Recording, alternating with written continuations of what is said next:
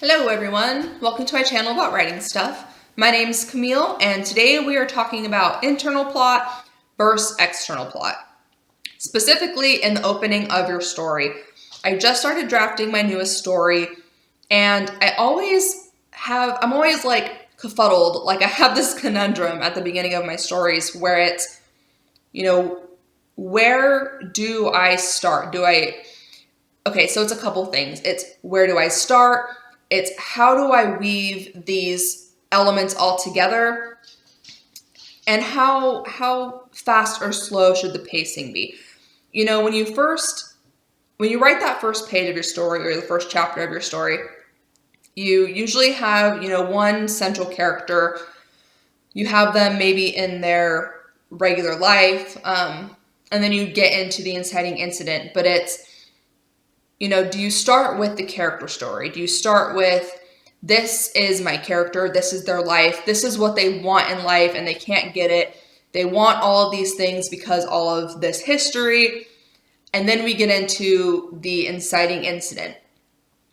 Or do you open with, this is some action. This is my character doing things and they're doing these things because of this stuff that happened in their life. And it's just, there are so many things you can do. There's so many different ways to really start a story.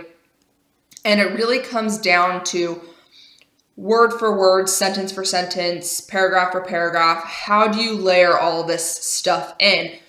And how do you work the internal plot in with the external plot? For example, I love this example because, okay, so Merry and Pippin in Lord of the Rings, right? They get kind of swept up in this fellowship, this band of people who are trying to save the world.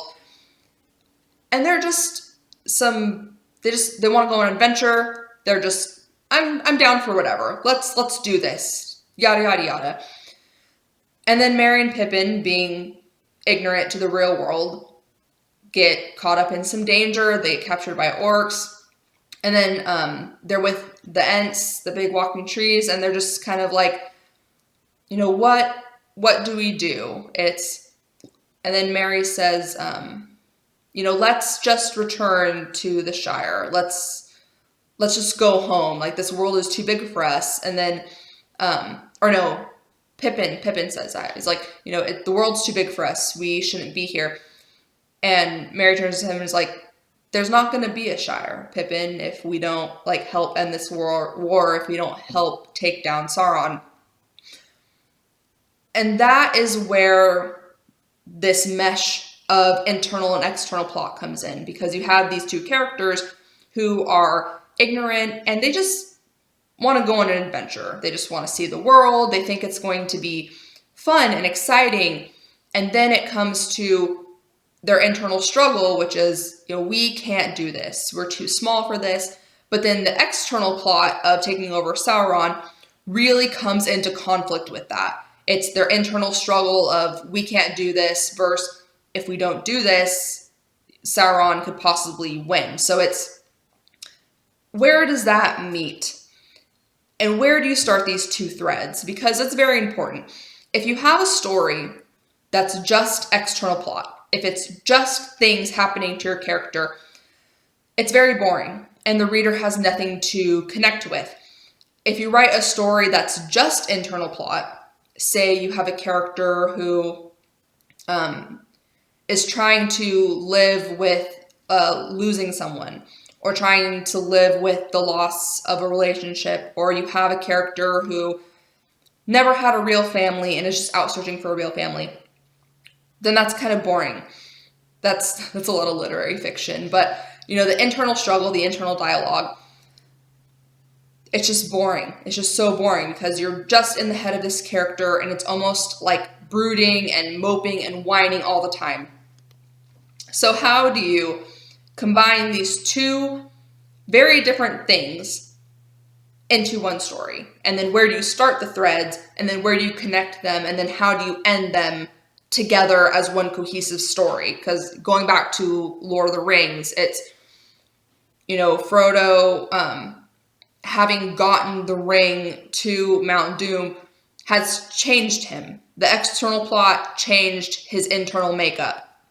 And that's the whole point of a story, is the actions and the things that have happened to us and the things that we have done change the character at the end of the story. So,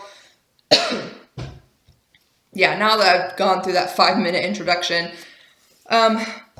so how do you start the story? Now, last video, I talked about Victoria Schwab's The Savage Songbook, and I'm going to reference that again in this video, as well as her Darker Shade of Magic, the first book. Both of these books are very similar in the way that they open. We have, in Darker Shade of Magic, we have introduction to the world, introduction to the setting and this sort of stuff. But then we are introduced to these two different POV characters. We have the one guy who travels to the different Londons, and then we have the girl who is like a thief living on a pirate ship. And then in this Savage Song, we're introduced to the world and the setting. And then we have the girl who is a good person, but is trying to be more like her antagonist father. And then we have the boy who is a monster, but is trying to be a good person. So these stories open the same way. You get a lot of world and you get a lot of character in the first chapter to 3 chapters. That's all it is. There is no external plot. And in my opinion, this Savage Song is better than A Darker Shade of Magic, and here's why. In A Darker Shade of Magic, what happens is we just get situational characters. It feels like filler scenes. What it feels like is happening in the beginning of this book, I love the world and I love the characters, but I don't love the characters enough to really keep my interest until we get to the inciting incident, which is 3 chapters into the book. I start to get bored because the inciting incident doesn't happen until way further into the book. And I'm not a huge fan of the female main character, and the male main character is just kind of okay. So that's important. If you really want to start your story with this internal plot where you have a character who's longing for something and they're trying to get it, or they're missing something, or you want to start your book with just the character in the world, your world and your character need to be super interesting to keep the reader's attention. Because if it's just filler scenes, if you're just writing certain scenes so that the reader can get to know the world and the character and what the character wants, if you do that for so many chapters, it starts to get boring. So you need to have hooks in there. There needs to be stuff really interesting about the character, really interesting about the world, etc. Now, the reason why I think V. Schwab did a better job in This Savage Song is because I got those hooks. It took a couple chapters to really get to the inciting incident. But the first chapter, we open with Kate and she's burning down a church, and I was like, why is this teenage girl burning down a church? And then get little hints about the world. She drops little Easter eggs in there about the monsters and how things are now and the price of doing something wrong, etc., etc. And then we go to August's POV, and he's like an actual monster. And you have these two characters that are introduced to the reader as being just supremely opposite people that are essentially enemies because they're on opposite sides of this internal city war, yada, yada, yada. So it keeps your interest as the reader until you get to the inciting incident. Now, that's a very common way to do things, especially in fantasy, because we have all of this world that we want to introduce. But if you are writing maybe contemporary fantasy or historical fantasy or something where your hooks aren't going to be hookish enough in regard to world, you really want to get the action in there earlier. So how do we do this? How do we layer these things in? I mean, you can't really give a formula for these things, but if you want one, here's mine. I open every story with like, this is my character, this is where they are, this is what's happening. That's really important. If you have like the first couple the first couple paragraphs of your novel just being like introspective ramblings, it's really boring. I've totally written stories like that and they were super boring in the beginning.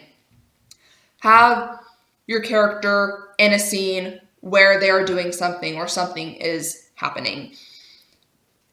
And the thing with real human beings is that we perceive the world through our eyes, but our minds never shut off. That's very important. You're out in the world and, I don't know, like you're walking through the woods. It's not just you walking in the woods. It's not just you looking at the trees. It's not just you feeling the cold air or the sun on your skin. It's not just you and your five senses. It's also you and your brain.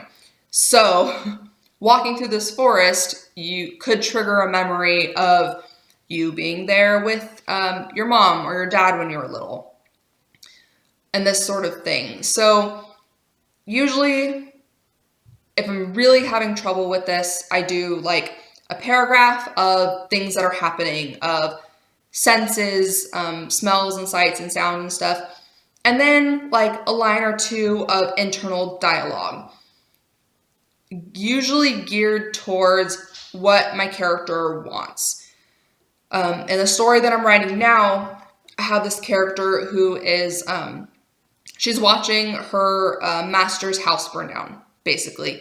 And as she's watching this house burn down, as she's smelling the smoke, as she's seeing the crowds of people kind of gather around, she's debating whether or not to run in and save her master because she's an orphan. So there's heat and there's smoke and there's people and she's wearing no shoes and she's cold but inside her head, it's, do I save him? He was an asshole, but I don't have anyone else. I've been with him for 4 years. Well, even if I don't save him, I don't have anything. Everything that I own is inside that house. Do I go in to, get, to find some money because I don't have any money? Do I go in there to get, my few prized possessions, the one thing that my mom gave me before she gave me away to the orphanage, yada, yada, yada.